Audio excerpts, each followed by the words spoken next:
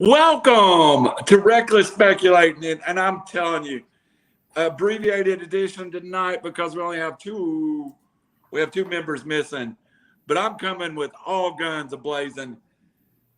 I'm double barrel loaded. I am Reckless Speculating tonight. Later, we're going to talk about Tennessee, Florida, and I'm going to tell you why this is a program-defining weekend for the University of Tennessee.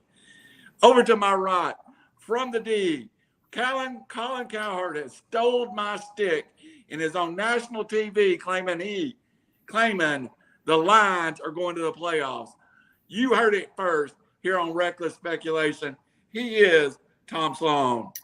What is happening? Yes. Well, I think there's a lot of buzz for the, as my good buddy Rich Jasper would say, the Pontiac Pussycats. They played well.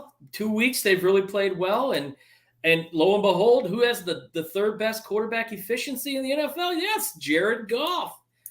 So I'm not drinking the Kool-Aid, eating the cornbread yet, but there is a lot to look forward to. And yes, Colin Cowherd did say today that he felt like the Lions were playoff bound, and then even his co-host, I can't think of his name off the top of my head, he goes, you need to say that with conviction because they are going to the playoffs this year. So I'm going to pump the brakes on it. We've been disappointed my whole life, but I like what I see so far. Dan Campbell's got those boys really biting kneecaps this year.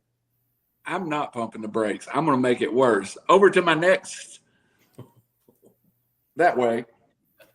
Over here. He's sad tonight.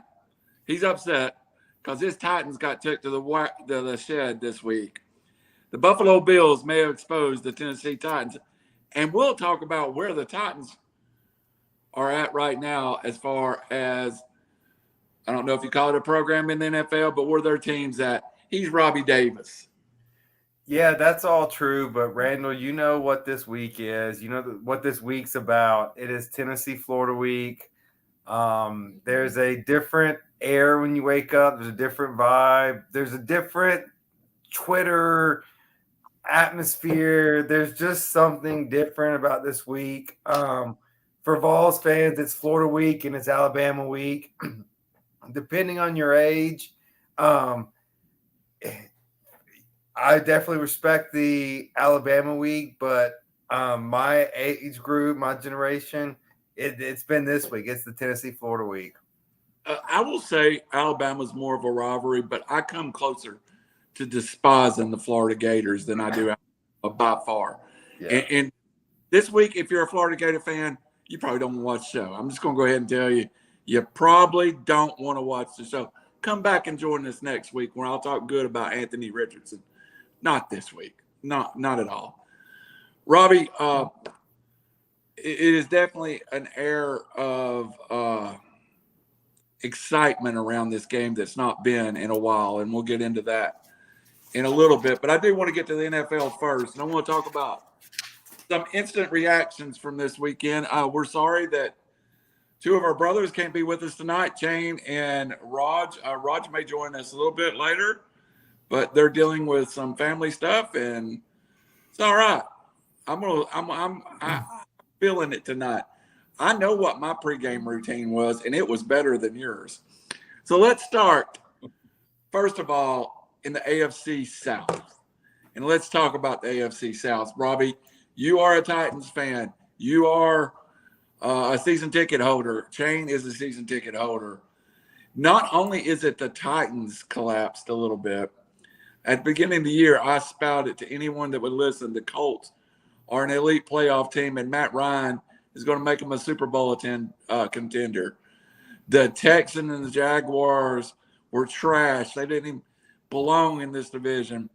Right now, as we sit 3 weeks into the NFL season, the only team with a victory in that division is the Jacksonville Jaguars, and it was over the Indianapolis Colts. What happened to the AFC South? Yeah, this is an embarrassment for four teams. The Titans have been outscored 35 points for the season. The Colts 24, the Texans 7, Jacksonville's plus 18, but that's just only because they've had the privilege of playing two horrible teams. Look, every year in the NFL, there's a team or teams that appear to fall off the cliff. Rarely is it in the same division, but it looks like what it's happening here is both the Titans and the Colts. Both playoff teams last year are falling off the cliff at the same time. The Titans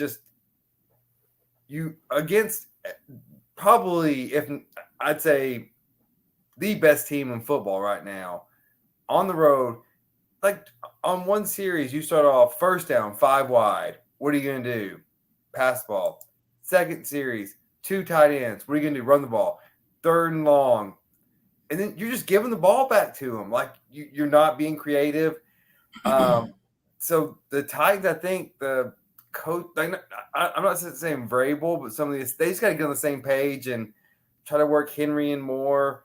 But it's looking like a lost team. The Colts, though, woo, man, they look awful. They look like the worst team in football right now. It's been 2 games, but they look awful. And went out, traded for a quarterback, released Carson Wentz, who's looked great. Traded for Matt Ryan. Jonathan Taylor coming in is probably the highest in fantasy football. I don't know if it's in legitimate live football, but the number 1 rated running back in the division. Tom, if you were going to take a team in this division to right the ship, who are you taking right now? That's a tough call. I'd probably go with the Titans because they have the right coaching. They have the right pieces. And 22 difference. Yeah, and they have the experience too. I think for Tennessee, their first drive, they look good. And I know I texted you guys and said, that's a nice drive. And it quieted the crowd real well. But it seemed like once Luan went down, the whole vibe of that team just kind of collapsed. They've lost 2 starters on the offensive line, which when you're run heavy, that's huge. And they ate Austin Hooper, or the tight end. He's been, nothing to write home about. So when you're kind of left one-dimensional with a beat-up offensive line, that makes you vulnerable. And to a team like Buffalo, that's just going to make everybody look stupid and exposed. That's a bad recipe for disaster. But I like what I saw out of Jacksonville. I just think Trevor Lawrence is starting to get it right. I know it's only 2 weeks in, but not having Urban Meyer, the drill sergeant there, just kind of decimated that whole team last year. I think you're starting to see these players really respond well, and going and shutting out the Colts, who have Jonathan Taylor, who has Matt Ryan with the experience. That's something to hang your hat on. But with the Colts, they're missing Shaq Leonard.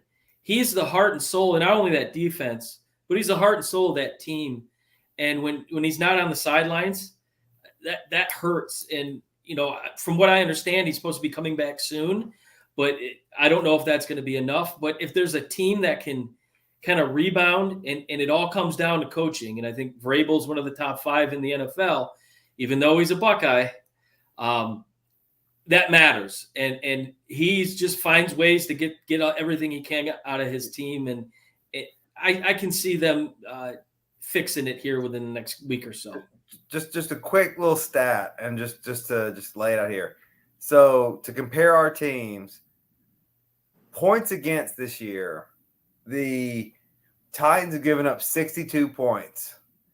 The Lions have given up 65 points.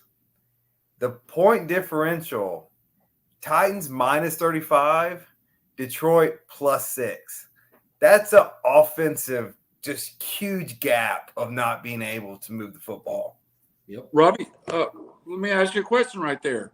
We were here draft night as a reckless speculation, and live here, they trade A.J. Brown. 2 years ago, they lost their tight end that was an athletic down-the-field tight end.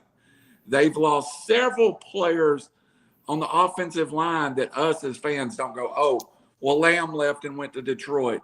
Well, Saffold's in Buffalo. this is a team that's maintained Derrick Henry, maintained quarterback, but around that, it's been chaos the last 3 years. Yeah, like, do you want to know how stupid it is to lose a deep ball receiver when you want to run the ball? It's idiotic. Look at how different Miami looks now that Tyreek Hill can take the lid off of a defense. You cannot load the box when you have a dynamic wide receiver out there. That's what they're doing to the Titans now. They're loading the box. Henry, he may have 120 yards total this year. He had 25 on Monday night because there's no one to put pressure on the outside. And They're he one-dimensional. can only do so much. If he can't get – and the announcers nailed it. Every time his feet went sideways, he was done. He's been a straight – if his feet go forward and he busts a hole, he's gone. He's stronger, faster.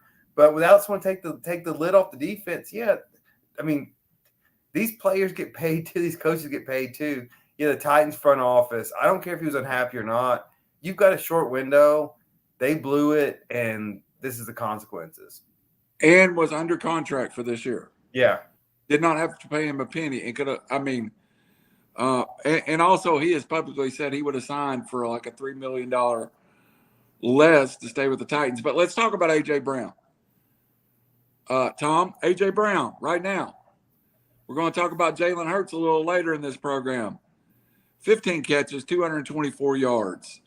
7.5 catches, 112 yards a game. And Jalen Hurts looks remade now with maybe the first time in his career a big-time down-the-field target. Well, he showed his arm strength in that second quarter. What, a 55-yard touchdown pass that wide open. And who we're not talking about is Devonta Smith, who really – he hasn't really come into play this season, hasn't had to. But A.J. Brown, not only has he changed the landscape of that team, you look at the fact that who's his best friend? It's Jalen Hurts. So that's something that can't be undersold in a sense that there's that, comfort knowing that I'm going to put the ball up and my guy's going to go and get it.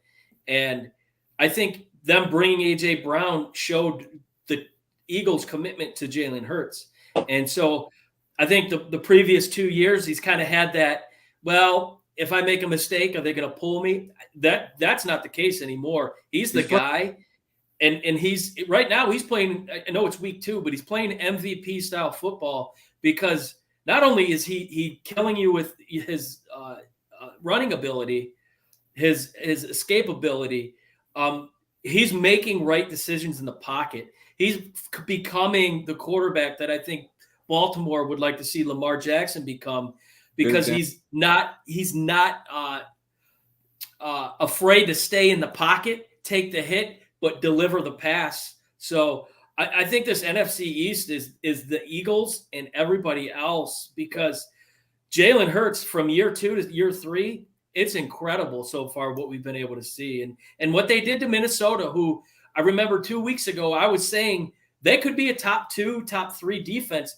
He made them look like a college football team. They were confused.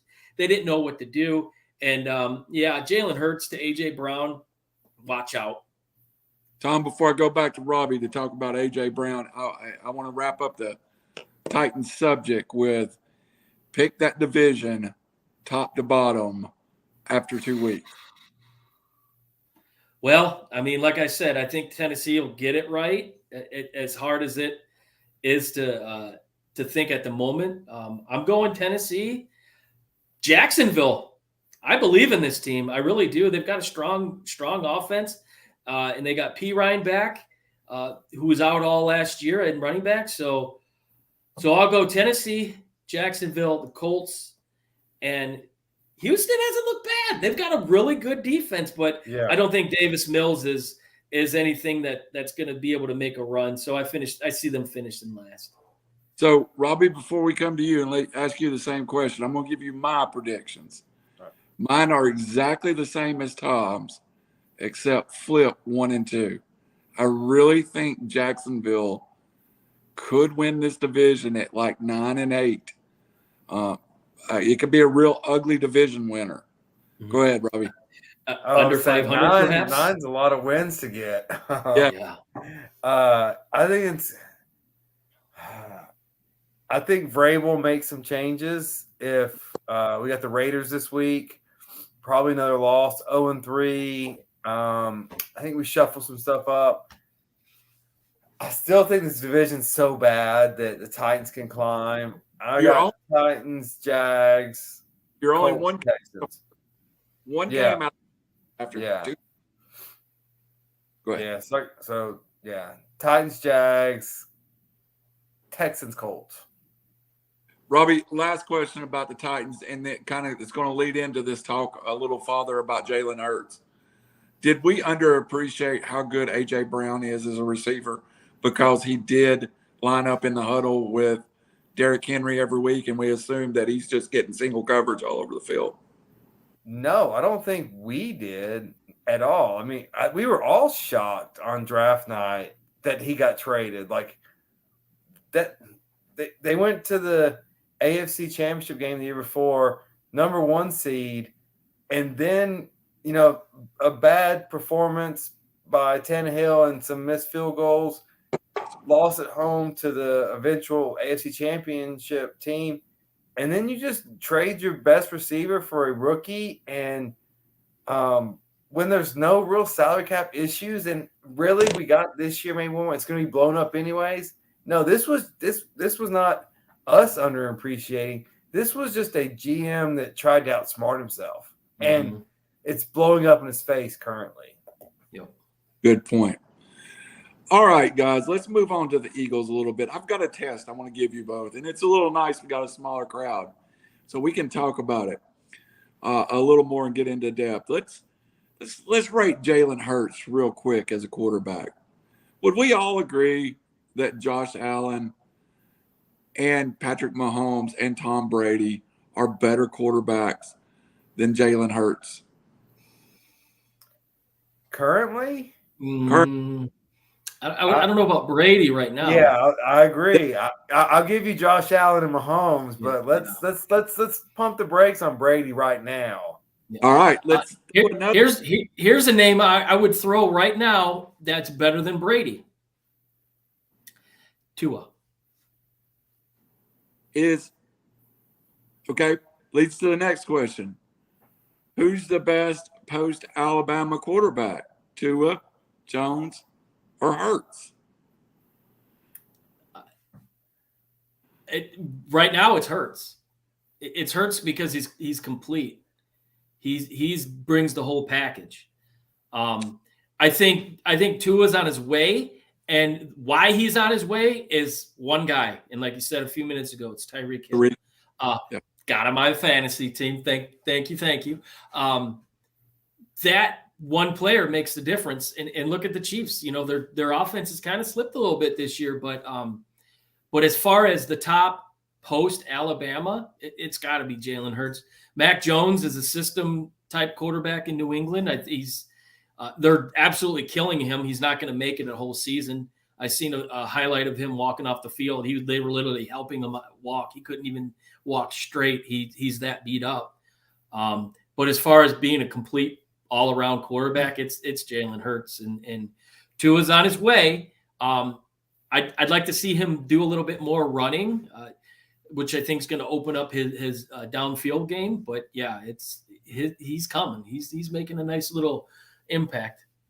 Robbie, I'm going to ask the question a little different than for you. After the Bo Jackson injury to Tua, he's about 2 full seasons now off of that injury. Are we finally seeing the Tua that we should have got post NFL career? Yeah. So look, he was the number one, if I recall correctly, the number one recruit out of high school. Yep. So he was a stud then. Beat Jalen. He was presumptively the number one pick out of college till he got hurt. So all the NFL scouts have number one. You add this. Look, Tyreek Hill, y'all are, similar in age to me. Is like, look, I remember 3 freaks in the NFL that just dominated the wide receiver, cornerback era. Like Dion was shut down an entire half of the field. Randy Moss, it didn't matter what you did to him. If you threw it, he'd get there. Tyreek Hill is in that category. He's just faster than everybody else, and he's a game changer. He's slimy, and he just can get past you. And Waddle's going to benefit from this. He has from this, and that was the best game of the weekend last weekend. That Dolphins Baltimore game. I'm a little scared for him with Von Miller coming to town this weekend because you don't want to see him get hurt. But no, if Tua stays healthy, I really like the way his trajectory is. But with that being said, another takeaway from Hurts. Hurts is, as people were saying, hey, he should switch positions. No, they were dead wrong. He has got this Lamar Jackson, but with a better arm, not a better arm, but a better quarterback mindset to him. Right. So I think the Eagles are, and we'll get to this, they're a top 3 team in the NFC. Yeah, they are. Another reason why I think you're going to see Tua make that next step, Mike McDaniel. Yeah. He is the type of coach that he's going to design plays that fit his skill set, and he hasn't had that since his college days. So that coach, young guy, passionate, talks about how he goes days on end with no shower, and he's a realist, and I think that's exactly what that team needs, is somebody that's just going to believe in his players, and you're seeing the effects of having the right fit at coach. Let's get caught up on the court chatter here. Derek with, of course, stick the fork in the Cowboys from that talk earlier. I think Rich's point here about Tua's weapons, we've talked about it a little bit, but it's just not Tariq. No. They're a complete football team. Waddle benefited in that fourth quarter specifically because he caught 2 touchdowns and he was wide open because they feared Tyreek so much over the middle, over the top, that they left him one-on-one, and Waddle's just as fast as Hill. So, and I think this is another good point from Derek. Jalen's a little bit more two-dimensional to Tua. And again, he's 24 months off the Bo Jackson injury. I don't know any other way to call it. Yep. He gets the nod for the best post to Alabama. After Jalen loses a step, Tua takes that title, and he's got the better wide receiver court. I will agree with that. And Rich, Brendan, not by a lot. AJ and Devontae Smith, like that. Those 2 teams are loaded. Yeah, absolutely. Zach Ertz, like they're good. And Gesicki right now is averaging 60 yards, 2 touchdowns. He's played well too. Raheem Mostert coming from the dead of the heap to be a factor in Miami. Maybe he did that in San Francisco. Yeah, he was like a number 4 back, and you give him the opportunity, and he took advantage of it. And now he's doing it again. So, guys, just a little bit to bring everybody up to date. Shane had some family issues. Raj has a little family sickness he's dealing with.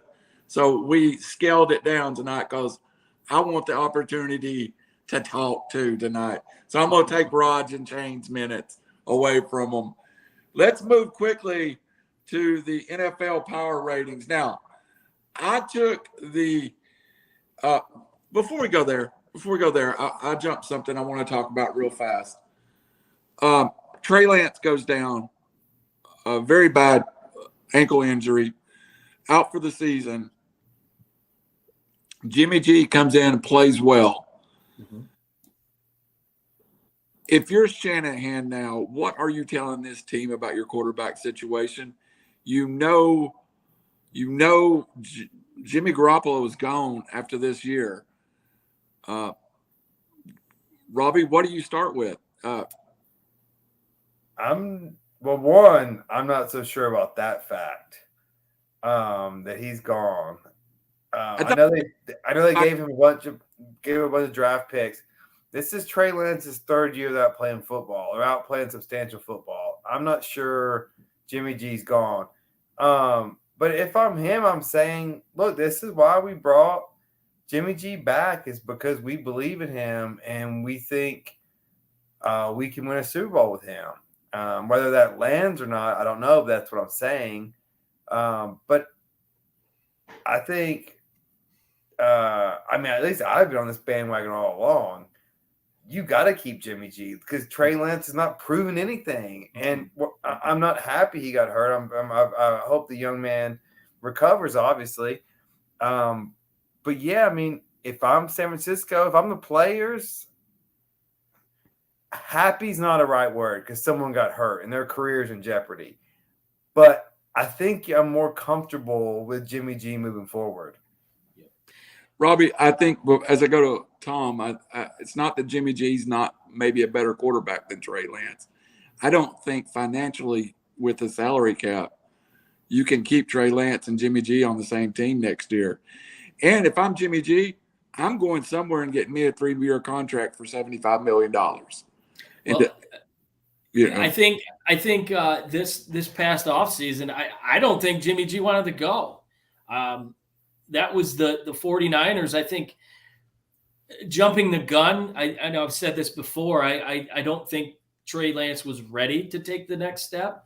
San Francisco goes to the NFC title game with Jimmy G, and you're going to quit on him the next year. I didn't think that was right. So I think you're going to have a situation where now Jimmy G is playing now for his next contract. And if he succeeds, you got to like what he did. Coming in cold, albeit it was, the first quarter, but he hasn't taken first team reps. He hasn't worked out with any of those guys. So he gets put right into the game and he leads them to a decisive win. If he does that right now, you got to look at San Francisco as they could be the front runner because I'm not sold on what I've seen from the Rams. But so now you have a situation where Jimmy G is going to become more wanted. So he's playing for his next contract. And I think there's going to be teams that maybe were thinking, that are going to be jumping for joy to get a chance at possibly signing him. So as far as the coach goes, I think the coach just said status quo. He's gotten you here before. He's like Robbie said, everyone's comfortable with him. They know what they're going to get out of him. And when Kittle comes back, hopefully this week, because he's my tight end, I think that's going to make that offense a little bit more or less stagnant what it was the past couple of weeks. But I think this is Jimmy Garoppolo saying, I'm going to use the 49ers now to get me another contract with a different team. Well, and don't discount the Niners could still trade Trey Lance also. Yeah, true. They won't get back what they gave for him, but they can get something back. How dumb does the coach look with passing on Jimmy G and taking Matt Ryan after 2 weeks? Robbie. Idiotic.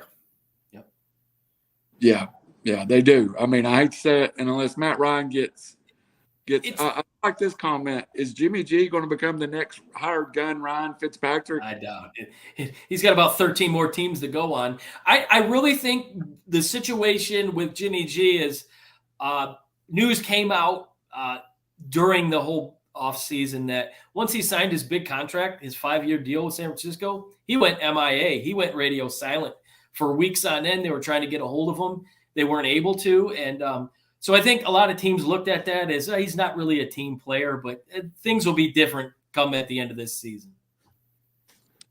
All right, Robbie, you want to wrap us up on Jimmy G? And, of course, Rich is with you on it. If Jimmy G comes, tears it up, Trey Lance could be moved. Yeah, look, one of the big things in this business is knowing when you make a mistake and admitting it and not dying on that same sword. So if you made the wrong pick, if you traded 3 number ones for this guy and he doesn't pan out, well, try to get a number 1 back and then try to find another day. But there's one thing you can survive in the NFL with, and there's one thing you cannot, and it's a franchise quarterback. Mm-hmm. And if you don't have one, you will most certainly die Do what you in can, the NFL. So I go back to the Jeff George comparison. Jeff George was in Indianapolis and was tearing the league up and was a franchise quarterback who was so much a head case, they let him walk. He goes to Atlanta, signs a big contract. Atlanta sends him packing after a couple of years. There is a level that it becomes anti-productive to your football team. And Robbie, I think you made the point of the night.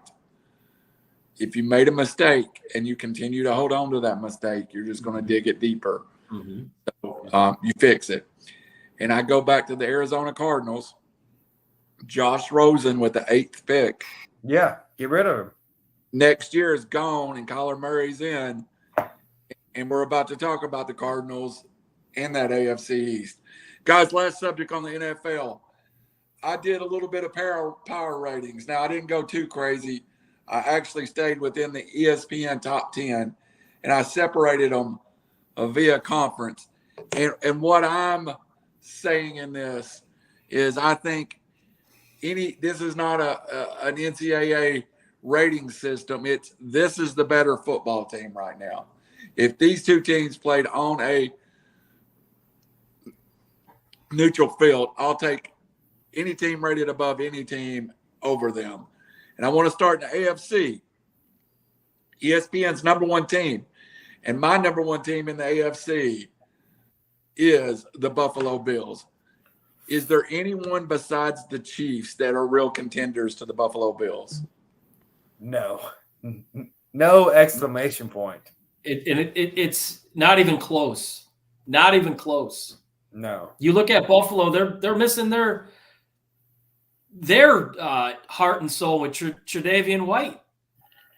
He blew out his knee last year. He won't be back till I think after week 4 this year or later.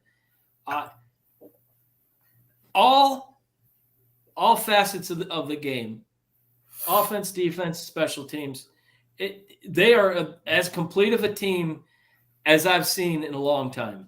Von Miller shifting from the Rams to Buffalo just shifted that championship power. Lord of the Rings. It's like when Dion went from the Niners to the Cowboys and vice versa. Like that's the difference. Not even close. The one that I thought was close, and I debated this one, was 3 and 4 in the AFC. I put the Dolphins over the Chargers, and I think most people would have the Chargers over the Dolphins. But what I've seen to this point in the season, I think the Dolphins may be that best team at the next level. Robbie. I agree with that. I think the Dolphins are the third best team that I've seen. They beat the Ravens. They're 2-0. Yes.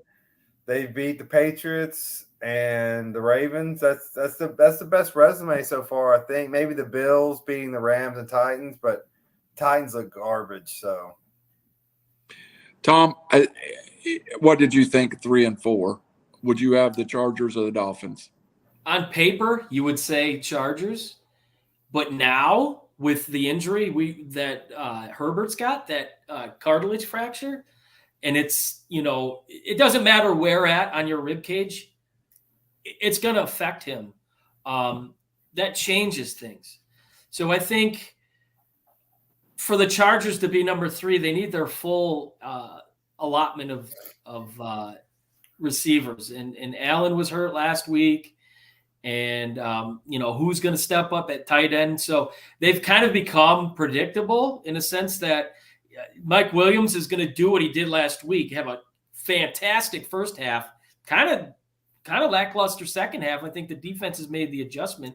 That's where you would need Allen on that other side to kind of break that up. But explosiveness, it's Miami number 3 because, again, Tyreek Hill, he makes that big of a difference. And you know what? You might give up 35, but if you score 38, 21 in the fourth quarter, you're going to win every week.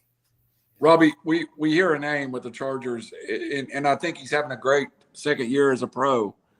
But his role truly is slot receiver in that offense.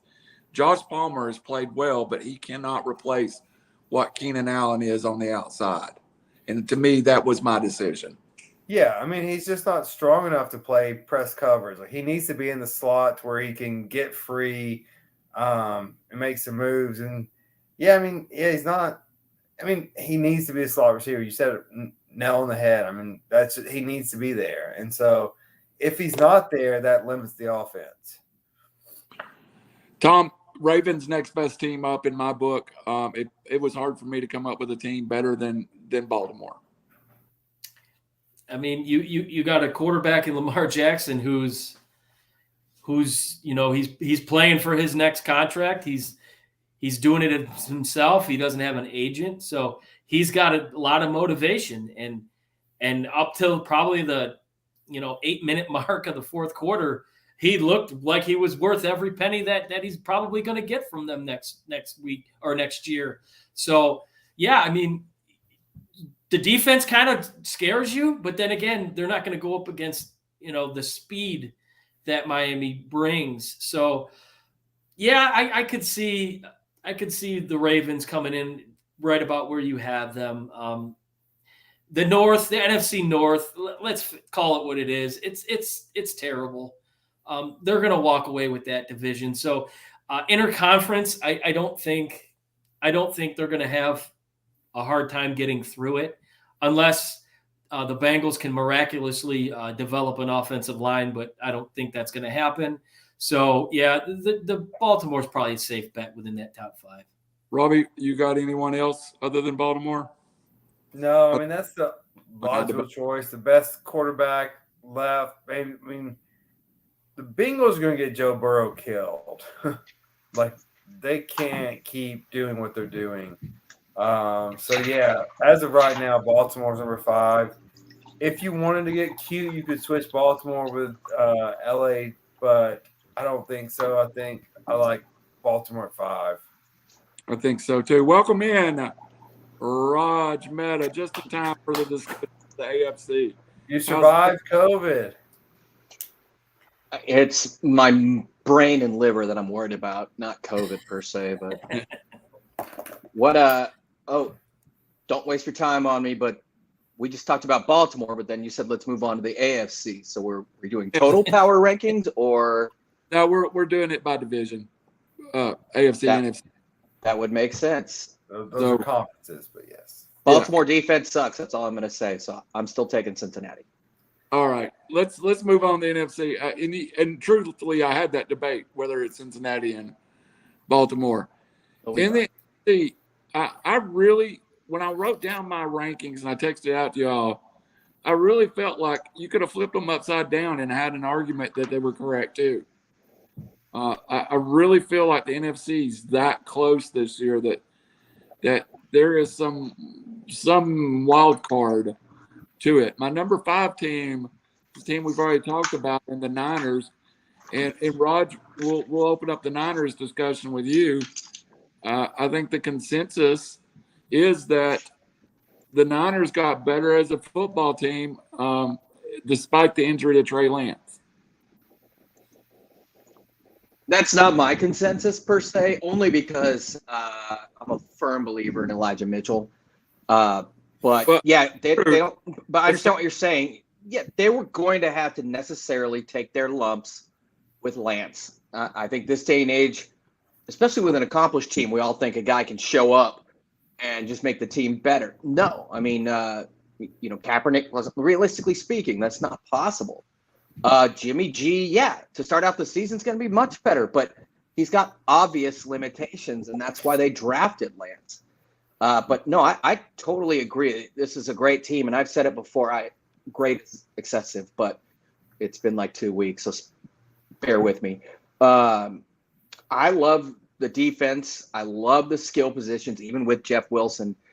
So yeah, they're going to be deadly, and to me, it's clear the Rams have a hangover. And they got very fortunate last year, and it's not going to happen again. Now, people may bring up the Bears game, but it's Chicago. They're pretty good on D. It was a monsoon in India, if not worse, and it was Trey Lance's first game. in a very limited conceptual offense after they lost their bell cow. Who's never played in conditions like that. Never played in conditions. Yeah. Dude was at North Dakota State. They have a dome, right? So I don't put too much faith in that. I know we all and pro and college love it, but they lost to this, but they lost to it. It doesn't mean anything in the NFL. Niners, legit. Defense, awesome. All right, Tom, let's move on just a little bit. I'm going to give you the team above them, and we've already discussed it a little bit. And this was, I think I have the Eagles too low, but I listed the Eagles at number 4, right above the Niners. Above the Eagles is the Packers at number 3. And I felt sick at my stomach putting that down. Am I completely wrong there? So the Niners and the Eagles be in front of the Packers? That's not a complete football team. No. I think right now in the NFC, it's the Eagles number 1 in my estimation. Me too. Green Bay got lucky that they were playing the Bears at home on Sunday night in front of their home fans, primetime game. That's where Rodgers shines the brightest. But make no mistake, his receiving core is weak at best. Your number 1 receiver, Alan Lazard, who's coming off an ankle, who's still not 100%, 40 catches last year, and he's your number 1. Aaron Jones doesn't look like the Aaron Jones of old. A.J. Dillon, if he doesn't have a hole, he's not getting there. So this is going to be a year where it's going to fall more heavily on Aaron Rodgers, and he does not have his security blanket in Devontae Adams, who he could literally just throw it up and go get it. The Eagles have that guy. His name's A.J. Brown. So I think the Packers at above the Eagles is a stretch at best, because I just don't see it. I really don't see it. So let me throw this at you too while we're just debating this. I moved them down 2 spots. ESPN had them as the 4th best football team in the NFL, and I thought I'd missed something. That's ESPN's popularity contest. Everyone loves to talk about Aaron Rodgers and his hypnotic tea that he drinks. He's a different player this year. He looks different. His appearance is different. I don't see that fire. Albeit it's week 2, but I just don't think he's having a good time in Green Bay with what he's got. And I don't see it getting any better for him. They're going to have to rely on that defense even more so, and it's going to be a tough season. Can they win the North? At this point, 3 of the 4 teams can win the North, so I think they'll be in that conversation. But right now, to put them in the top 5, probably a little too high. All right, Robbie, you get 1 and 2, and I intentionally put them 1 and 2, even though ESPN had one of them down a little bit. I don't know how it's kind of like the old college football thing. I cannot take the Rams down from 1 yet, and it was harder for me to even move Brady below 2. I can see the Eagles ahead of the BUCS. I don't know if I can put the Eagles ahead of the Rams yet. So this is the trick about the NFL. Everyone says this is what I assumed to happen. This is what I assumed to be good. This is what happened last year. And that's not what happens in the NFL. Every year is a new year, new coaches. It's not college football. My rankings in the NFC, like by far the AFC, while not as good as we thought they were going to be, still far ahead of the NFC. But I've got Eagles, Niners, BUCS, Rams, and the Giants. That's just what have you done for me? I mean, they're 2-0, and they're going to start losing, but they haven't yet. But no, the Rams, not yet. And then BUCS have been okay. They haven't played anybody yet, though. The Eagles, by far, to me, look like the most dangerous team in the NFC. Mm-hmm. Something's weird with Brady. Yeah, well, one he looks like he's he like looks shrunken. a robot. Yeah, his face is completely like sunken in. He doesn't look comfortable. He looked really bad for 3 quarters last week. Two guys that I've just noticed don't look like they are absolutely wanting to play is Brady and Rodgers. They've got different things going on, even more so than normal. They've always had different things going on, but it seems to me like it's gotten accelerated this year. I think the conspiracy machine's getting out of control. Brady's got a much different offensive line. And if we're going to question anyone, that's the guy you don't. Nor do we make. He's missing his center. He's missing Jensen, which is huge. Massive. You don't question until you do. Goodwin. I mean, I'll question him when he's throwing 12 picks, when he has 10 minutes of time and all his skill guys are there. So I'm not going to say it's the NFL, man. Like we all know, 1-1. He goes out and beats a Dallas team that looks awesome last week with their backup quarterback and an amazing defense, and they shut him down, and then he looks like crap. And that's the NFL, especially if Brady could show up in December, he would. He doesn't even need to be here right now. The same token with Rodgers. Yeah, I mean, my issue with Aaron Rodgers is I've never thought he was that great of a leader. And he's a great player, don't get me wrong. Playoff record. And we always tend to think, I feel like a fantasy owner when it comes to like Green Bay's a bunch of fantasy owners, like, oh, A.J. Dillon has done this, and therefore he is ready to do this. No, he had a great offensive line. He had Devontae Adams on the other side, or opening things up, But back to Rodgers, he's been like lecturing and yelling at his receivers publicly, and they're like 11.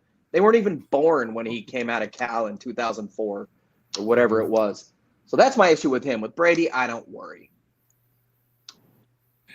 There's one thing I'll say about the Packers, and I've been on record to say the Lions are going to the playoffs, and I'll go on some reckless speculation here. The Packers right now are a mid-level team. I think week 12, 13, 14, 15, 16 down the road, if Christian Watson, Romeo Doubs, if the receivers can play at a C-plus level, Green Bay is still a force. I don't know. I don't think there's near enough to win a Super Bowl, but I still think if they can get to that last part. Aaron Rodgers when's the last time he's won a playoff game? Much less a Super Bowl. Don't care, bro. They still have a decent offensive line, and even with Tampa, I guess Green Bay's weakest link would be Newman. Yeah, next time, just tell me Kirk Cousins is good on prime time. He's won 4 MVPs. Have I said that? And Jesus, my COVID still must be there. I saw him be one of the most dominating quarterbacks for 1 year that I've ever seen. So we'll see. I mean, I get it, but he sucked in the postseason. Numbers are numbers. They said the same thing about Peyton Manning for 10 years, 12 years. Those guys are idiots, but he's right. And that's fair criticism of Peyton Manning. I mean, it's fair. Like, if you go 13-3 every single year in the regular season and you don't perform in the postseason, that's fair. That's fair criticism. He's got you there, dude. But if he throws hot, runs hot, if he's already won a Super – see, this is the thing about Rodgers, and we'll go on the we seem to forget he did win a Super Bowl on a very dominating team that didn't even – So did Flacco. But so did what's the Brad guy? Johnson. What a run that Brad was. Johnson. There's Milford. They've all won one. Harrison, and you go back to that Rodgers versus that Flacco and how they run that offense. That offense was Aaron Rodgers.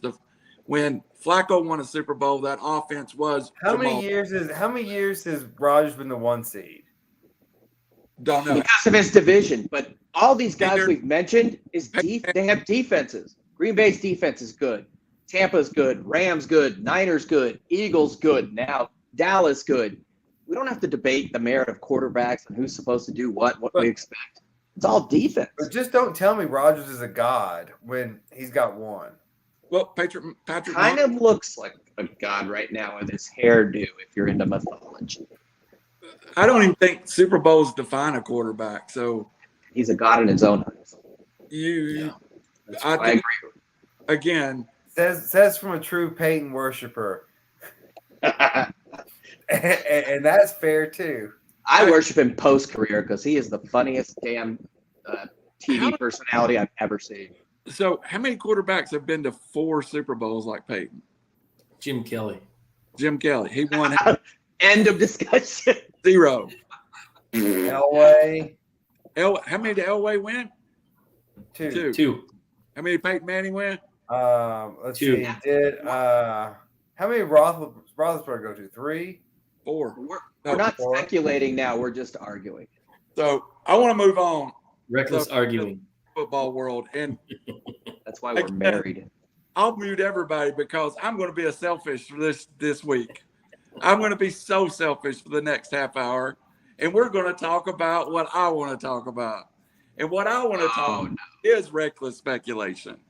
And what I'm going to talk about is a little bit of insanity. The college football world is in Knoxville this weekend. For the first time since 2016, Barstool, game day. Everyone is there. Tennessee comes into the game as a 10-point favorite against Florida. Not big noon. This is the Tennessee team that always blows it. It's not. This is an opportunity for Josh Heupel to put his stamp on this program. So let's open up there. Is this weekend as important to the Tennessee program as any weekend in the last decade? Robbie, you're a Tennessee fan. What is this weekend in playing Florida on national TV, game day, Barstool, the whole shooting match there? Are they there to see Tennessee flop, or are they there to see Tennessee win? Yeah, so this is going to be one. This is the football mecca of the weekend, in a great traditional power, a great football atmosphere. Like you said, game day's going to be there. Barstool's going to be there. You're going to be there. I'm going to be there. My tenants are charging $100 a spot to park. I'm like, are y'all crazy? But yeah, apparently that's the going rate. They got to make up for 20 years of empty spots, bro. And then That money should go to you. It's going to be crazy. I'm going on Friday night. They're having, so in the stadium that seats 101,000 people and change. There's a whole viewing party in Volunteer Village. So there's probably going to be 200,000 people there this weekend, on top of the natural Knoxville population. So the bars and the restaurants are going to get their money's worth for the year. Which is And 80,000. it's going to be exciting. I can't wait for it. I will be up at 7 a.m. starting the tailgate. So if you want to do a little reckless speculation, check in on me throughout the course of the day. I'll be there. See how that's going. I don't think that's a good idea. We have a family audience. Give you an example. Robbie, you said it well. Let me give you an example because I went on StubHub, Tom, before we had our show here. I have 2 seats in the lower level in the end zone. Randall's seats are much better than mine, by the way. StubHub is dumb, but you can get $1,000 each for those right now. I've been looking. They were selling for not quite $1,000. It was 2 tickets in the end zone, lower level, next to the student section, $1,000. Cheapest ticket That's on game time right now. $237. Do you guys enjoy extortion? Because you don't want to go to either of those apps. But the point is I always look for a deal. I consider myself a professional at doing so. I used to hawk tickets. This is a tough ticket. I'm not sitting upper level. I've asked everyone. This is a very tough ticket. But for once, it's for good reason. And I don't care about game day. It's ESPN. They used to go to the biggest game of the week.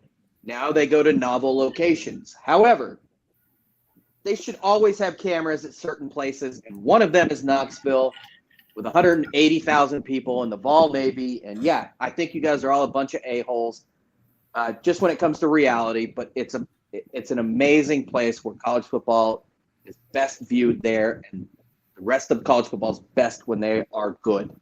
And I think this will be a great game. Brings me to a quick question. Who is your biggest rival? Because Tennessee's kind of like USC and the Dodgers and the Yankees. Everyone who plays them considers them their biggest rival. And Florida hasn't been around too long, but I feel like you guys hate Florida the most. Robbie answered that in the first Randall second. does. Oh, my bad. It's I got arrested at Florida. If y'all want to hear the story, I'll share it later on. I hate them for a reason. I think it's age dependent, Raj. Like me, when I went to school, the biggest rival was Alabama. You lived for Alabama week. Alabama week was everything. But I strangely respect Alabama. Now, I've always. I lived in Tuscaloosa. It's a beautiful place. They're passionate about football. Every time I've ever been to Gainesville, Florida in general. Been bullied, spit on, smacked at, put in jail, arrested, fined for drinking beer in a long cave. It is the most. It's like your mom's front yard. Don't stand. Sounds on like the East Lansing.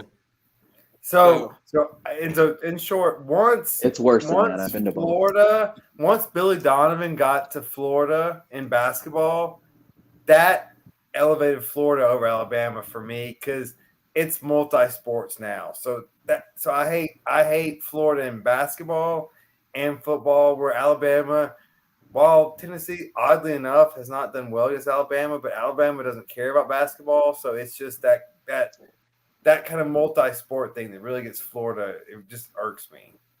And the mark of a program that's significant, like Tennessee and the SEC, is living rent-free in heads. When Tennessee is good, everybody hates on them. They're their biggest rival. Even when they're not good, everybody feels the need to talk trash about Tennessee in particular.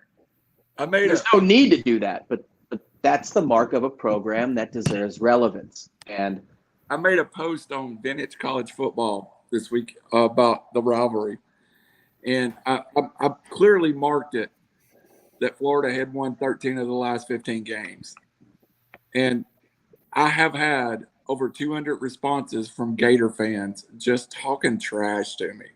Nothing positive. It's been all trash. Tom, I want to ask you, Raj gets a little he lives here, so he hears it year round, but you as an outsider, you as someone, several hundred miles away, what is the relevancy to Tennessee, Florida this weekend for you in Michigan? You don't hear anything talked about it. And I think that comes from balloon. Like Raj is saying, the relevancy hasn't been there. If I can rewind a little ways back to the best year in my lifetime of college football, which was 1997, when the University of Michigan, yes, they were the best team in college football, not Nebraska. Michigan had the best secondary, best defensive player in the history of college football in Charles Woodson.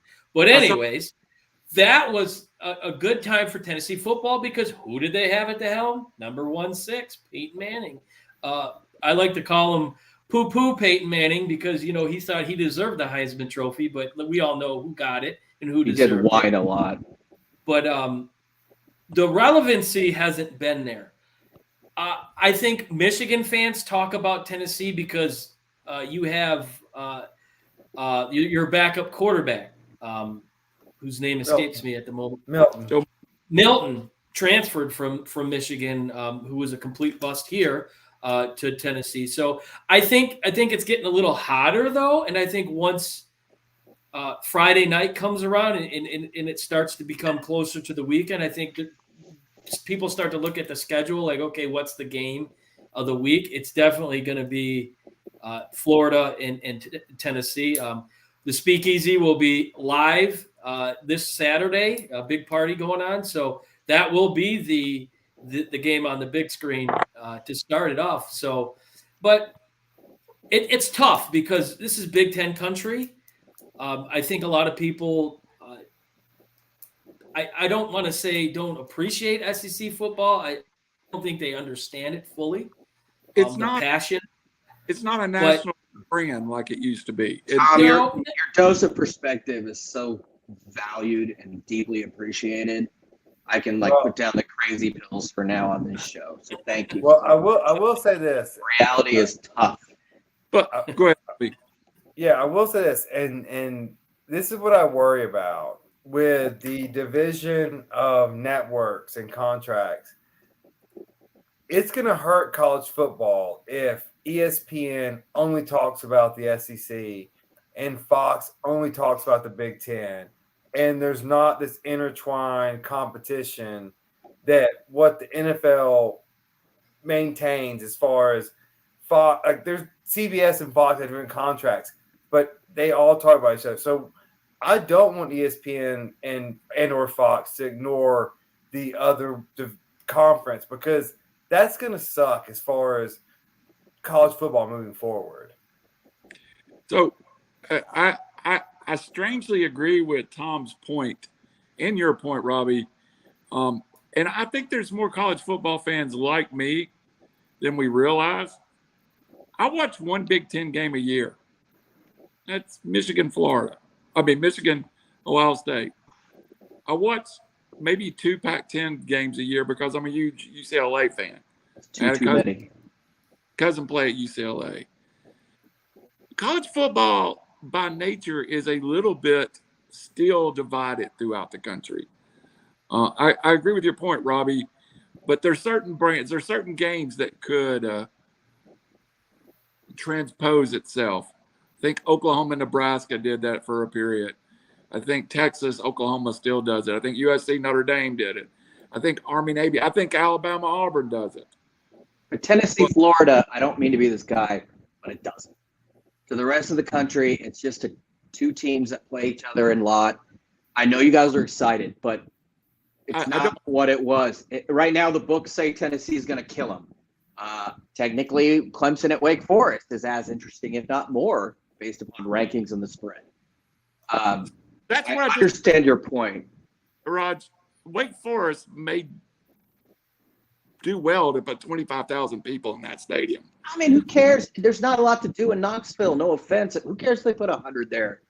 It's about we're talking about the interest of the program and this game having national, at least I think nationally. I try to do that.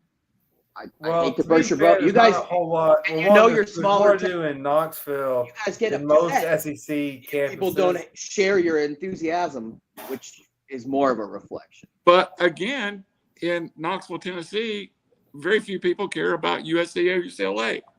I know, but that's reality. I don't care. And most people don't care about this game is my point.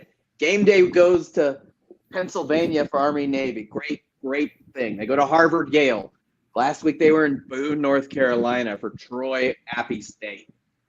Again, I think Doesn't make anything the epicenter of the world as well. They don't go to Harvard, Yale. But also,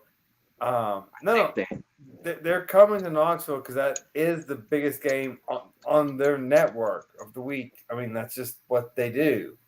And so, yeah, I mean, whether people in LA care or not, that doesn't really matter. Though people tune in because they have ESPN on their TV and it just continues on. Game day was at Harvard, Yale in 2014. Yeah, that's a fact. Must have been an intriguing weekend. You said they've never been. I'm just telling you they have. Yeah. The lie detector said that was a lie.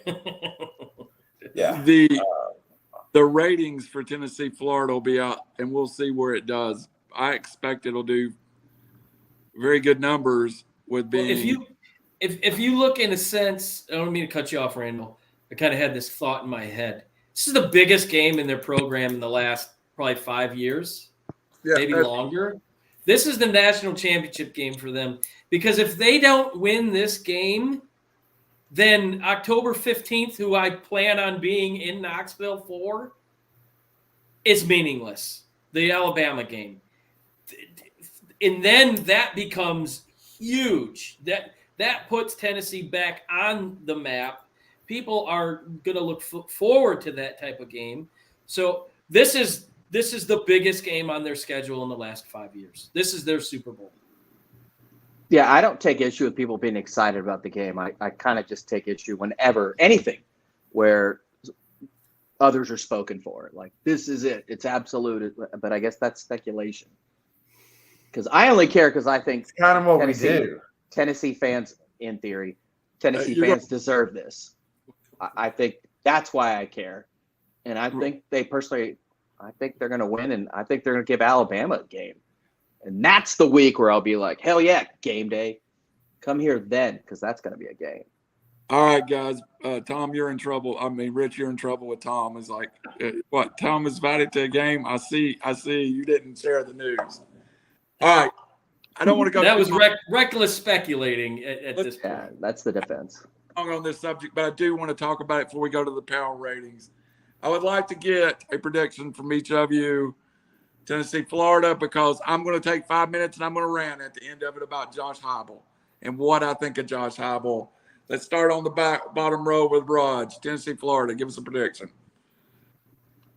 Well, quick side note, I showed my wife a picture of Josh Heupel when he played quarterback, and she accused me of lying and cheating on her in terms of veracity. He's a hell of a coach, and I like him. Does anybody else ever quickly feel that, like, if their coach looked better, that it would help with recruits and stuff? Or does it just kind of go to, like, how great that guy can talk? I think Tennessee wins the game. I think it's going to be much closer than 10.5, 11 for a lot of different reasons. But I think Tennessee's just the better team, and that's been rare in this series, but I think they're definitely the better team, and definitely, I think, a better coach, even though we all like Napier. Tennessee by 4. Napier, Chattanooga boy. Tom.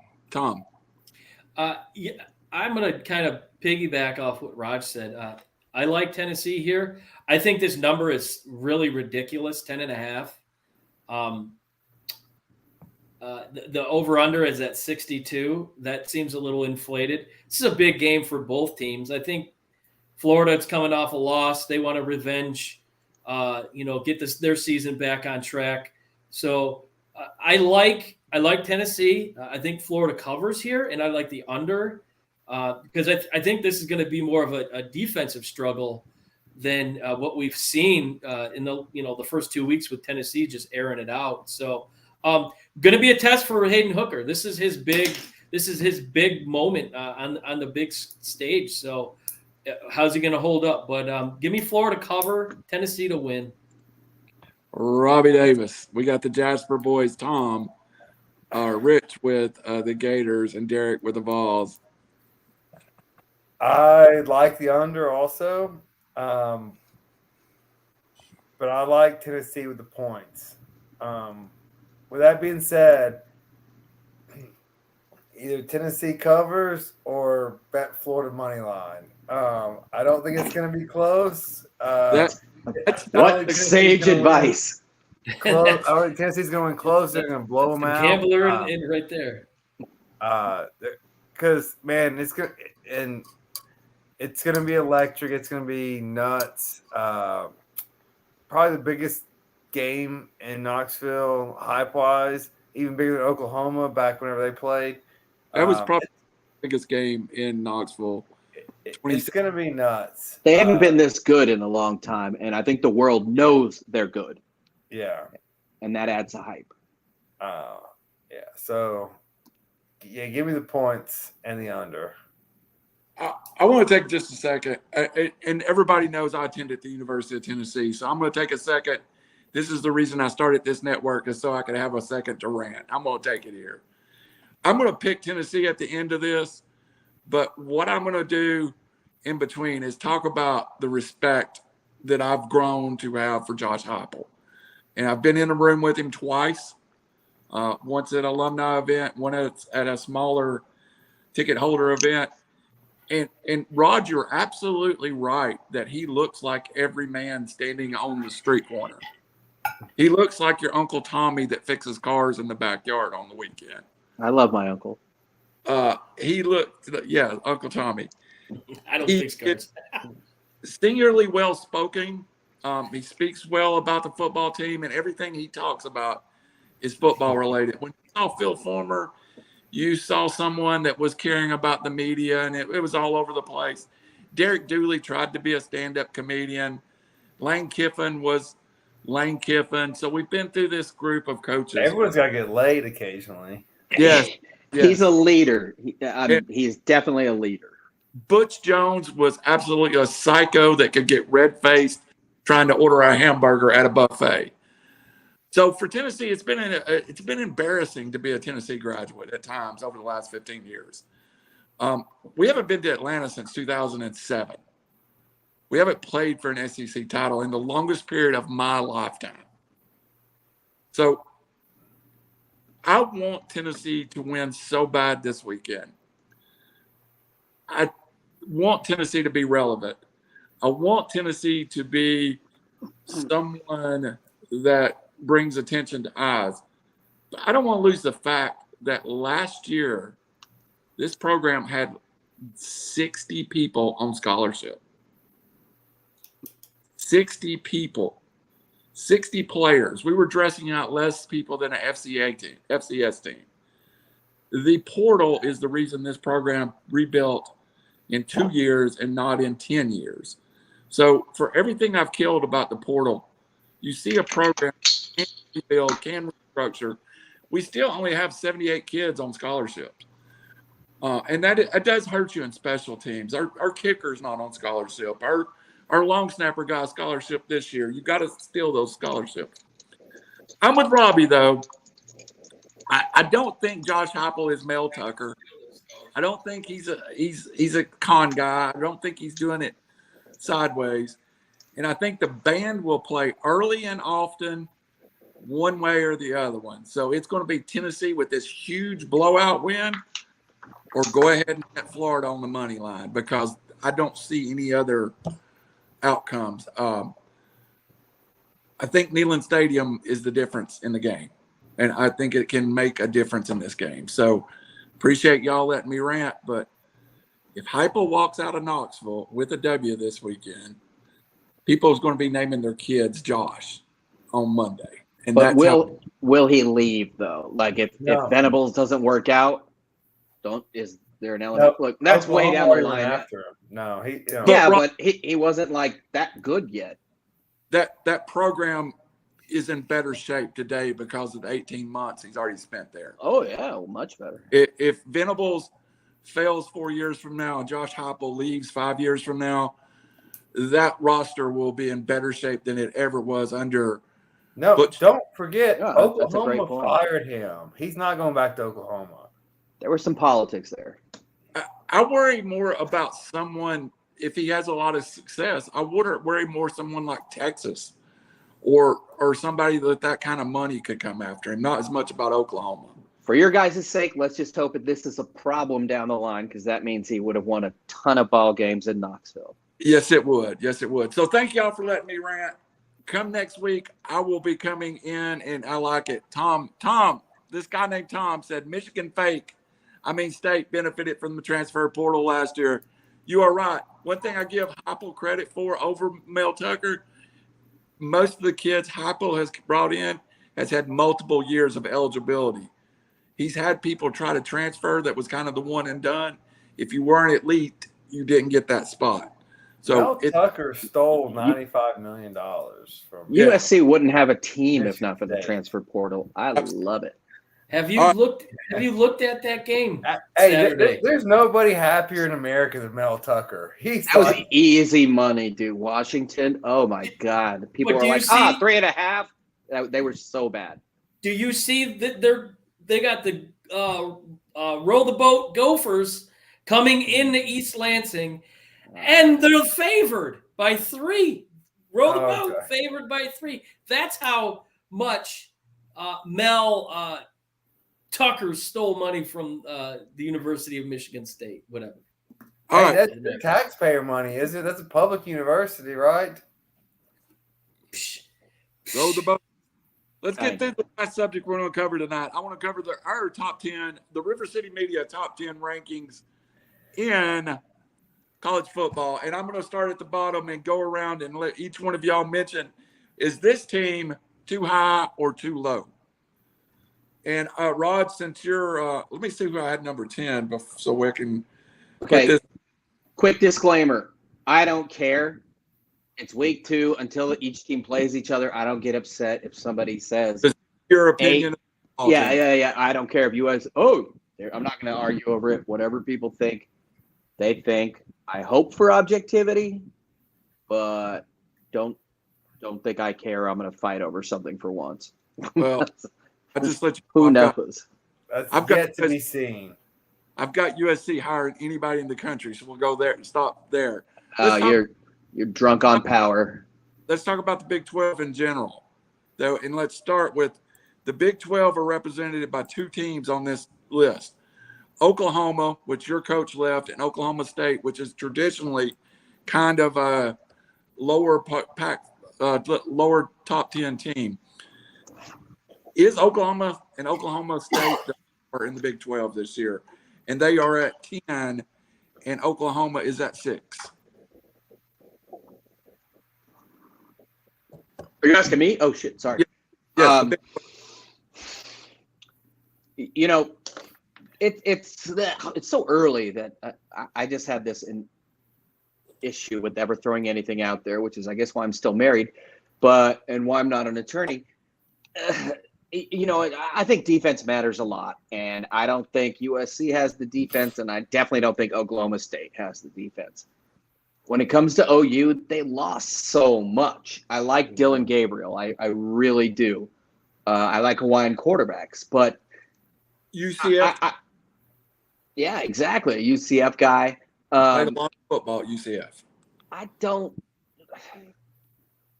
see it with either. And the reason why I'm so wishy-washy is I always believe that in college football, there's 3 or 4 teams. This year, probably only 3, maybe 4. Sorry, Tom. Maybe Michigan, maybe OU, maybe USC, but that matter. And the rest are just like putting lipstick on a peg, as we say. So for the sake of argument, I would put OU somewhere up there. Oklahoma State, they lost a lot, especially on defense, and I don't see it. I really don't. I don't know who I'd put. I think Tennessee's a better team than Oklahoma State. Fair enough. Robbie, I want to ask you about 2 SEC teams that's on the backside of the top 10. Kentucky and Arkansas currently at 9 and 7. I thought you had OSU at 9. Do what? Did you not have OSU at 9? Or Oklahoma State? No, Arkansas is 9. Oklahoma State's 10. Okay. All right. Okay. Just updating my rankings. And then Kentucky's at 7? Yes.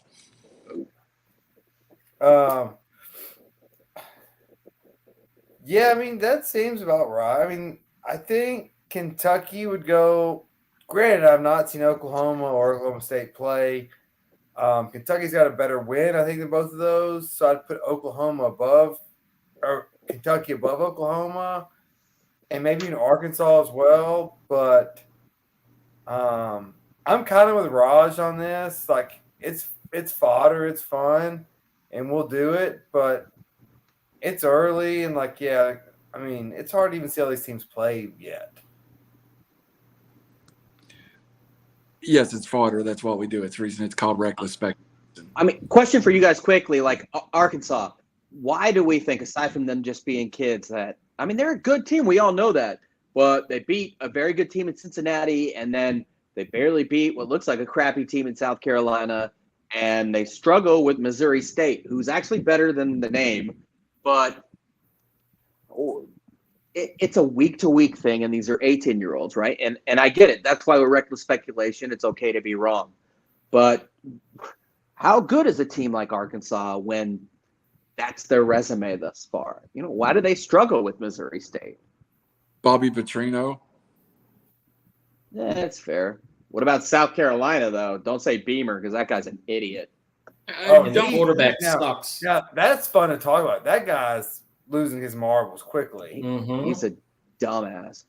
But he is. their Their quarterback is garbage. Oh, Spencer Rattler's Rattler. terrible. Yeah, terrible. But Let's move the team out it's in South Carolina that I think have struggled, and they still continue to be in the top. Saw them as high as 5 in one of the coaches' polls. But it is you want to talk about a team with a resume that's mixed. Let's talk about Clemson. All the talent in the world, but no quarterback play, Tom. yeah, I dropped them big time. I mean, you look at I'm not even going to begin to pronounce his name, DJ. We'll just leave it at that. Apparently, I botched it 2 weeks ago, and I won't try it again. We all botched it. One time Brandon called the Clemson coordinator Brett Vegetables. So Brett Vegetables, yeah. He's been a complete disappointment. Talk about somebody that came in with high praise. It was, DJ, whatever his last name is. 5-star highest back in the class. Yeah, absolutely. And following up Trevor Lawrence, who let's face it, he could have been the best quarterback in college since, we got Joe Burrow mixed in there, but it just goes to show you that if you put all your eggs in the quarterback basket, you know what? It's not going to work well. And yeah, Clemson, I think this is a situation where their name has kept their relevancy, a lot like Notre Dame prior to 2 weeks ago. So it'll be tough. The ACC's, nothing to write home about. I can see them winning this conference, convincingly. I don't looking at the overall division, really, there's nobody in there that really scares me. Pitt doesn't do it because they had their hands full against the Fighting Broncos of Western Michigan last week. So this is a name recognition. Justin Pollington, our good buddy there, says he's going to lose his job, which very well could be the case, especially if you're number 5 and you're not producing. So they're a victim of their name, really, and in a bad conference. All right, guys. I wish we'd sent Justin a link to tonight. We'll get him on. Justin is on next week. We'll talk college football, Justin, for a little bit. All right. That was kind of window fodder. I want to get to what matters. 2 weeks in, first poll coming out, I think, in 3 weeks for the BCS. I personally think that there is a huge debate on who is number 4. I think the 2 best teams in the country that we haven't talked about outside of those top 3 that we've continuously talked about since week 1, I think we could throw USC and Michigan both in that conversation. Rod, you're a USC guy. You said you didn't think they had enough defense, but it's hard to argue with the offensive explosion that has occurred at times when Caleb Williams and Jordan Addison and that group is hitting on all function. Yeah, I mean, it's just, I think Alabama spoiled it for a lot of us, and Georgia, of course, that there are 3 deep of 5-star players, and SC doesn't have it. Now, their starting 22 is very talented, and I don't believe in this whole bend but don't break thing because, of course, their defense is going to be on the field a lot because the offense scores. And to your point, yeah, the offense is loaded. Those guys, and thank you, transfer portal. The line is actually good, which gives guys they have the best receiving core in the country, and I'm not just saying that to boast. I really believe that. Minus a guy that's probably going to be an all-SEC receiver. Yeah, Brew McCoy was there, and it took and Tennessee is right there, by the way, with me. We won't go there again. Exactly. I was right though. There was no investigation, though. I know that. Yeah. Let's blame somebody else. I'm just kidding. No, I mean, it's just Caleb Williams is really good, and I didn't realize how good he was until I saw him. And Addison and Mario Williams are easily the 2 most dynamic receivers I've seen in a long time. Tight end's a spot, but your point being is, yeah, they're going to score a lot of points. Are they? I think they're very, very good. I just don't know. Put them on a field against Tennessee. Do I think they're better? Sure. But then I watched Tennessee play, and, you've got just a lot of dudes built differently from different parts of the country. So who knows? I think right now Georgia is here, and I don't even think it's fair to put Alabama here, but it's kind of right there. Georgia looks like a more complete team right now. But then after that, I think we're all, like I said, insert horrible analogy or metaphor here. Like, I think they're very good, and I think their offense is probably the most dynamic in the country. But how dynamic are you against the Georgia defense, you know? Yep, I follow you. Tom, the next conversation is going to be Ohio State and Michigan at 4-3 in most of the ESPN power ratings. It's different than a poll. Obviously, there's going to be somebody win that game down the road much farther. But to me, it seems like right now Ohio State's the more complete team. But and that may be because we've played 2 quarterbacks at Michigan. We've played 6 running backs. There is the wrong quarterback in Michigan. Yeah, there is some powering down of this roster that will happen now. Or am I wrong? Well, first off, I think you might give the slight edge to Ohio State because they played somebody. I don't know who this team really is. Starting the season was planned. Cade was going to start game 1. JJ was going to start game 2. And from that point, they were going to decide who's going to win it. And the right guy won the job. You know, unfortunately, Cade did great things for this program. Got them to their first college football playoff berth. Won their first Big Ten title since the evolution of the Big Ten championship game. But with that being said, who's going to give you the better opportunity to win a football game? And it's clearly J.J. McCarthy. He's got a better arm accuracy. He's got a stronger arm, and he can take off and run. So it's not even close. Is it fair to say, Tom? McCarthy's a potential Heisman guy down the line. It's a different look to it. It's a different feel. It's a different sound compared to Cade. There's no doubt about it. And I think the team reacts differently around him. But as far as the running backs go, let's face it, 8 quarterbacks took snaps last week against UConn, but they're loaded at running back position. And I think, they played 3 of the probably worst teams in college football, but it gave them an opportunity to really see who they got. And obviously Blake Corum's your number 1 running back, clearly going in. And then it's a battle between Edwards and C.J. Stroud, and they now have that experience. You're going to get shot in Michigan if you call him C.J. Stroud. I said his name wrong. C.J. Stokes. Stokes, yep. I apologize. JP, I'll hear it from him. I know it. But anyway, JP should kick your ass. JP, go ahead and fire up your comment. I'm waiting. There it goes. But we really don't know. I think as far as a complete team, it's kind of hard to gauge. Michigan's playing a little bit better competition, not really much, in Maryland this week.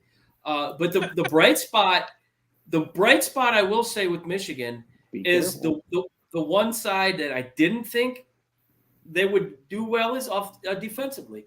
Their front defense has been lights out, albeit they haven't played anybody's. But I'm looking forward to seeing what their potential could be. Losing Ajabo, losing Hutchinson was huge. It looks at the moment, maybe they've reloaded, and maybe not as good, but they have more of a balanced defensive line. So we'll see. Right now, Ohio State, because they played Notre Dame, but they also gave up a lot of points too. So Marshall played Notre Dame. Yeah, true. Michigan's outscoring 166-17 against the worst non-conference slate I think I've ever seen. I've griped about that for weeks. I have a quick question for you, Tom, and that's that defensively, I don't think anybody worries about Harbaugh, but what's it like being a Michigan fan with that guy as your coach? Because when I look at Cade McNamara, I feel like he should be wearing khakis and not the maize uniform. I think J.J. McCarthy makes Harbaugh nervous in what he's used to coaching and what he's comfortable doing. Well, he shouldn't be nervous because he coached Colin Kaepernick. And JJ McCarthy is that type of a quarterback that has the ability to beat you with your legs, and he has the arm talent to boot. So if anyone knows me, I know I've mentioned it on this show many a times, I am not a big fan of Jim Harbaugh. He annoys me to high heavens. And I think up until last year, his arrogance got in the way of a lot of potential winning seasons with Michigan, in the sense that he wanted to be the guy. It's my show. Last year, that changed. He brought in the right coaches. He brought in the right people to lead those kids. And yeah, they lost their both coordinators in the offseason, but they brought guys in that are just as good, maybe even better. So he's kind of given the reins to the other guys, and I think that's why the success has come. So as a non-Jim Harbaugh fan, I'm okay with that. He doesn't stand there on the sidelines and look like he just shit his pants. I'm sorry, this is the PG-13 show, but he doesn't look like that anymore because he's not shouldering 100% of the coaching duties anymore. Just win, baby. We don't care what you do. Yeah. All right, Robbie, that leaves you the obvious question. I think the whole nation has already decided that Georgia was better than Alabama, but this is 2 weeks to get into the season, 3 weeks into the season. They avoid each other all the way to Atlanta. Could we see 12-0 versus 12-0 in Atlanta? This is setting up for Armageddon for college football. Look, you've got Georgia, Alabama, Ohio State, and Michigan, 1 through 4, right? Let's just take the SEC. Whoever loses number 1, let's just say they run the table. Whoever loses number 1 is not falling past 4. Probably not falling past 2 or 3 if you the matchup. You got Ohio State, Michigan. One of them's going to lose before the Big Ten championship. But depending on what happens behind them, like, look, this is as high as these 4 teams and these 2 conferences have been this early in the season. This could be bad for college football. This feels like every year. No, not every year. No. Never has you usually have Alabama. You never have those 4 teams of those 2 conferences that packed in together where behind them can keep losing and they can keep winning and then wait till the end of the season. And it could be just 4 of them left at the end of the table again. This is not good for college football, but it very well could happen. Who do you have, Alabama or Georgia, 3 weeks into the season as your number 1 team? Oh, God. Georgia looks amazing. Spence, he's got so much more confidence now, if that's even possible, that he makes them such a better team. Is he your preseason early Heisman candidate? I'd put him, Caleb Williams, and of course CJ Stroud as the 3 right now. But how can you limit it to 3? There's going to be a lot more voices later. Yeah. But yes, he looks amazing, and he looks like he's been going to the tanning bed. Like every part of him just does not look like the guy he was when he first started. He did. He upgraded from the flip, so I think he's probably watching more game film on the go. Okay, then the success is getting to his head. I don't know. In that conversation, we left out the defending Heisman winner. Oh yeah, Bryce Young. He's a given. I guess I shouldn't have said 3, and I knew limiting to that. Bijan Robinson, et cetera, et cetera. Cedric Tillman if he stays healthy. It's been a great show. Let's go into the closing segments because we're an hour and a half in. We're going to wrap it up at 90 minutes tonight. I'll go first with your bet your nuts. Go ahead, Robbie. Well, I'll bet my nuts that we did not wrap it up in 90 minutes. That's a safe bet. We've been 95 minutes, but let me finish the show. I got it. I can see the clock that says 94 minutes. Well, it's only been 60 minutes since we've all been here in Randall's defense. So we're ahead of time. So against my better judgment, Bobby, wait, Rich, it'll take these egomaniacs a beer to just wrap up their final thought. So you're in good shape. Okay, go ahead, Rob. Definitely accurate. What was the question? I'm just kidding. I'm just kidding. Even your dog's getting pissed at you. So,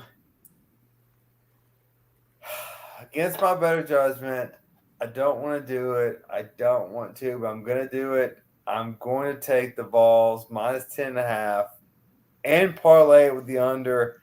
I think Florida struggles with the noise. Richardson does not play well. It's going to be – they're not going to get to 17 points. It's going to be a Vols beatdown. Yep. That's a little parlay for you kids. How's their tight end? Because every year a Florida tight end seems to murder Tennessee, but I don't know who their tight end is. I don't know who their tight end is. All right. Mr. Tom, you got something for us tonight? Well, I'm going to go down to a really godforsaken division in the NFL and pick a team that has a coach that I don't even think he's able to sit because it's so hot. It's probably already singed his taint hairs. Carolina Panthers playing the New Orleans Saints, playing a quarterback that has not one, not two, possibly 4 fractures in his back. Don't know how he's playing football, to be honest with you. And Jameis, don't steal the crab legs, Winston. The Saints are giving 2.5 points on the road. I like Carolina here to break through, get their first win. The Saints are very underwhelming. So I'm going to go Carolina, and the over-under is 40.5. That seems about right. So I'll take Carolina with the money line and the under to beat the Saints. Awesome. I like that. Raj, go ahead. I'd bet against the Raiders in any circumstance, and I see they're actually favored this weekend at Nashville, which I have to go to out of obligation and a sense of masochism. But I'm going with Wake +7 at home against Clemson. I really like that game. Tom, unfortunately, I probably would have gone with Maryland if the game were at Maryland, but 17 seems about right. But I think Wake, with a healthy Sam Hartman, wins this game outright. Flip side is, on these stages, sometimes the better team, the better defense, which Clemson's defense is maniacal, shows out. But I got faith in a superhuman quarterback, so I'm going Wake Forest +7. That was my other bet your nuts before I saw that one, actually. I thought that was a really safe one. Hey, another one I like is Washington State at home against Oregon. Depending on where you've seen it, it's around a touchdown. Washington State is an underdog. I guess the world forgot Bo Nix existed. I am going to go to the world of baseball since my football pick got stole. And I'm going to go into Saturday. And it's just because I've loved this guy all year. He's pitched well. I'm going to run line the Atlanta Braves on Saturday, Kyle Wright versus Falter for the Phillies. I'm going to lay a 1.5 for 110 and take the Braves. And I'm doing that just so I can say Kyle Wright gets his 20th victory of the year Saturday for the Braves. You're doing that. Wake me up when they play the You can the say Mets. no When one's is going to that watch series? that to prove you wrong. The second from last series of the season. No sports matter. Second? I thought it was the last series. It was the second? I'm going to give you a Tennessee-Florida pick also because that's where I'm going to be. I'm going to give you a different pick than Rob. I'm going to go halftime. The Vols to cover. Last I saw it was 6.5. So you add that to Rob's parlay. Halftime Vols, game Vols, over Vols. You're right, Raj. It is the last. Tom, did you watch the Bristol night race? I sure did. It was a good race.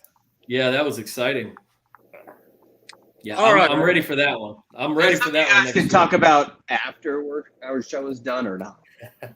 99 minutes into final words. We'll start with Tom and let him have the Bristol race now. Not much. Well, I'll talk about definitely this weekend's going to be fun. Like I said, we're having a big party at the Speakeasy. So we're going to have a bunch of people over, singing, dancing, doing the whole bit. Can't wait to get Rich Jasper on camera doing a little DJing. It should be fun.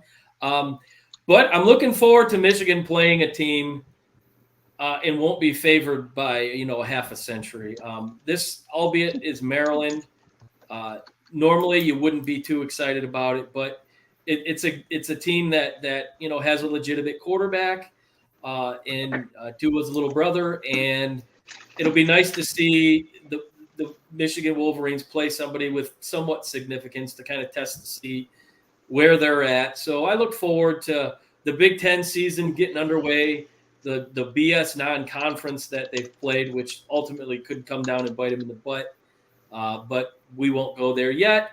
But yeah, just the Big Ten season getting underway. I'm looking forward to that and another unpredictable. I got my butt kicked in DraftKings again this weekend, but another unpredictable weekend of football. And boy, we love it. And we just keep coming back for more. Yeah, I got my butt kicked in DraftKings too. Raj, what you got? Browns. Three quick things. One, I missed the NFL, so just let me talk about the Raiders and how awful they are. They were up 20-0. They had 4 chances to eliminate Arizona when Arizona was do or die. 2 4th downs and 2 4th down conversions, and the Raider defense was pathetic. Back to the Raiders of old, penalties, etc. Especially anytime there's a good play. This is why I like going to games in person, because when you watch on TV, you just wait for that little flag to show up in the bottom right when you know your team sucks. Unfortunately, I've already bought tickets for them in Vegas coming up, and I'm supposed to go this weekend. So the Raiders suck. Don't ever believe in them. Their offensive line's the worst. Second, I don't like the disrespect we inadvertently showed to DJU or Ui Ungalele, who's an amazing quarterback at St. John Bosco in Orange County. Easily was a 5-star. My point here is, and the great Polynesian or Samoa, one of the Polynesian islands, if you will, community in Southern California and in football, and no one meant any disrespect. But sometimes a quarterback just doesn't fit with a program and with a coach. Absolutely. And this is one of them. Finally, I want to say rest in peace. God damn it, COVID. Rest in peace, and that's a terrible start to this, but to the great Maury Wills, Los Angeles Dodger, as somebody I've met, and this was given to me. That's 104 bases behind him back when that was really tough to do. A guy who averaged 73 stolen bases over 4 seasons in the early 60s. 7-time All-Star, 3 rings, 2 Gold Gloves, et cetera, but just the nicest guy ever. I was fortunate enough to meet him a few times at Dodger Stadium. He was such a great guy and a great dude, and how we talked about, I'm trying to make this kind of a parallel for the SEC folk, but like Heupel. He was just a leader, and he was made a manager in baseball, Seattle Mariners back in the day, just a guy that people followed but didn't have to make people follow. I'm going to miss the guy. Just everyone knows when you meet somebody who's done something, a famous or a celebrity, and they're not an asshole, they're like, wow. Then you kind of look up the guy and you're like, wow, this guy probably should be an asshole, but just nice to everyone. And I always respect that. But overarching point, respect and rest in peace to Maury Wills, who Randall probably remembers because he was like 30 when Wills was playing. We were in minor leagues together. We were in the minors league. Robbie, I'm gonna let you hit up You tonight were better than I thought. because I am. I'm going to talk a little bit about what I'm doing Friday night, and it's special. We are approaching 100 times that Bledsoe County High School and Sequatchie County High School have played football. We're into the high 80s. I think we may be breaking 90. These kids, high school students from these 2 high schools, have been playing each other since the 20s in football. Last year, the game goes down to a last-second kick. If you want to hear it, go to River City Media's TikTok. You can hear my call of the last second when an all-state kicker misses a 44-yard field goal for Sequatchie County to win the football game. This rivalry has been the last 6 out of 7 years. Sequatchie County, which I call their game, have won the game. It is school that has 600 and something people in high school at Sequatchie and 512 at Bledsoe. Whoa. So that's 1,100 kids in these schools, and we'll have 3,000 people surrounding the fence and in the stadium. A couple years ago, there were so many people listening on the radio, we hit the Arbitron ratings against stations in metro areas. And I've called a few games that feel like this, and it's a situation that the schools are 12 miles apart, and these kids go to church on Sunday. And a lot of times, I remember 4 years ago, 2 cousins were playing, and their grandmother came in with a half Bledsoe, half Sequatchie jersey on. My color man, Jeff Barger, graduated from Bledsoe. We went on to play college football, had 2 daughters attend Sequatchie County, is a Sequatchie County commissioner, and now he's a Sequatchie County radio announcer. My cousins, I have 1 cousin on the Bledsoe County team and 2 cousins on the Sequatchie County team. It's different, and it feels different. So Friday night, I get the pleasure of doing this game. And I've done Marion County, South Pittsburgh, which is another big game in this area. I've done Sylvania, Plainview. I've not done a Baylor-McCallie game, which is probably the biggest rivalry in the area. But if you don't have on something on Friday night and you just want to see great football and you want to see kids play for the right reasons, drive up to Pikeville. Enjoy the game. If you can't, listen to me on 103.3 live streaming, WQSD radio. If you also want to watch it on TV, the CW out of Chattanooga is broadcasting it live on our local cable. If you are in the valley, which is over the mountain where we're at, you can listen to BTC 18, where we'll be live on TV. So multiple TV stations, multiple radio stations. And I said all that to say, I do what I do to make the kids feel like this is the most important thing in their life, because for some of them, it might be the most important thing in life. And I want to thank the media that's coming from 2 TV stations. A reporter out of Knoxville is set up to do the pregame show. I've got multiple VIPs that's going to give me interviews beforehand. All of you do this to make them feel special on Friday night. And that's why I'm still, at 56 years old, involved in high school football. And Can we find out how old you are? Yes, I'm 56, just turned 56. So it's going to be hard for me to come down on Friday night. I will be so excited that I'll lay in my bed till 1 or 2 o'clock in the morning just replaying everything about the game. I love high school football. I love the kids that play high school football. I love the parents that drive the kids to practice from the time they're 5 years old till they're 18 years old. And love's the operative word there. And I do. They love it. You love it. It's part of what it is. It is a passion. So come see us Friday night. Robbie, I'm sorry I ran it. That's normally reserved for a Tennessee-Florida game, but I had to get it out. Hey, look, I'm doing Sequatchie Blitz on Friday night, Tennessee, Florida on Saturday, and I'm taking my 13-year-old daughter to see Alice Cooper on Sunday. I took work. Detroit's own Alice Cooper.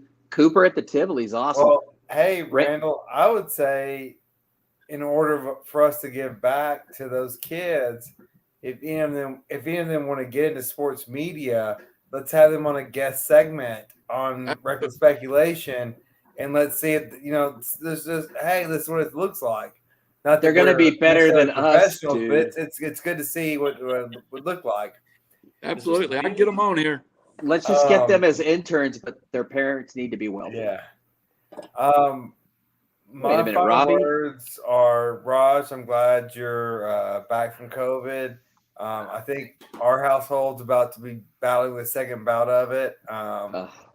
Hopefully, I can make it to the Florida game this weekend. But yes, in this state, in this region, it is Tennessee, Florida, and most of our listeners, or some of our listeners at least, are from here. It's big, it's huge. It is going to be wild in Knoxville, and game day is going to be there. I'm going to be there. Randall's going to be there. Don't know if Rodgers is going to be there or not. I'm going to try the Alabama game, which is going to be another Rockets atmosphere. But yeah, Neyland will be rocking, and all will Knoxville. Everyone stay safe, drink water, and don't make fools of ourselves, because this is we are on ESPN, and do speak for the Vol Nation at this point. So no mustard bottles, no golf balls. Let's act like we've been here before, because we have been here before, and that's the main thing. We have been here before. So be respectful and be loud, but don't do anything stupid. And if you do get arrested, don't wear jorts like Florida fans. If you do get arrested, can you scroll my number on the bottom of the screen? Yeah, I can. Don't drink bourbon after beer, Yeah. Robbie is good if you've been Thanks for watching, everyone. It's always a pleasure. Hey, I'm sorry too that this is what we do this for. We will get back on. Aaron Judd will be a talk next week, and hopefully he'll have his 61 home run. We're also going to talk Albert Apujols and his place in history, 2 home runs away from 700. We'll also have action from Knoxville. Let's save baseball for the playoffs, and this is coming from a baseball guy. It's Tennessee, Florida, y'all. Gotta do this, man. I think it's important. Robbie, are we going live reckless speculation at some place Saturday? Depends on when you get in town. I'll be there Friday night. We can do a quick show. We don't have anyone to edit and to bleep out things. What Robbie just said. Not you guys. It's going to be the billions of people around you. I'll try to hook up with you about lunchtime in Knoxville Friday or Saturday. That's relative. That's late. Yeah. Robbie's lunch is going to be 4 a.m. the night before. Yeah. And the Guardians' magic number is 7, Tom. Yep. They got a 6-game lead. So stupid. They're like the football team. Randall, I hate them. For Raj Mehta, and I'm glad you're back too, Raj. I didn't say it earlier, but we missed you. Thank you. For Tom Sloan from the D, and from Robbie, who's going to be in Knoxville to bail me out of jail Saturday after I climb down. And I needed clarification, Robbie. Is tearing down the Grove Post acting like we've been there before? Not if you're 56. No. There's absolutely no excuse to charge. Yeah. Rush the field, or whatever it's called. None. Yeah. Number 1 Alabama, maybe, but not when you're 10th in the country or whatever. We won a championship. No, under no circumstances we won. I agree. All right, this show made me move next week to Thursday, because I'm not sure by the time I can make bail, since nobody's going to get me out of jail for tearing the goalpost down. Let's go. Someone with the strength of sobriety and the courage and has willpower, I don't know what you're going to do to become arrested. I never rushed the court in basketball when we beat the Florida championship teams. No, we expect to win. Really?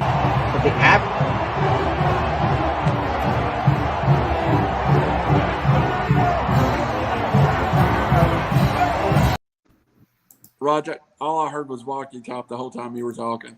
Hey, that's fine. I'm just saying, if you're concerned about getting arrested, then I weep for the rest of the people that drink and do dumb shit. You're low on the totem pole of people. way low. And that's what I'm saying. If it happens, then I once called a tow company to get a car towed from my parking lot, and they were like, "Sorry, son, you are so far down the totem pole. We'll be there by November." And I was like, "Okay, touche." but don't you want money? No. Good night. See y'all down the road.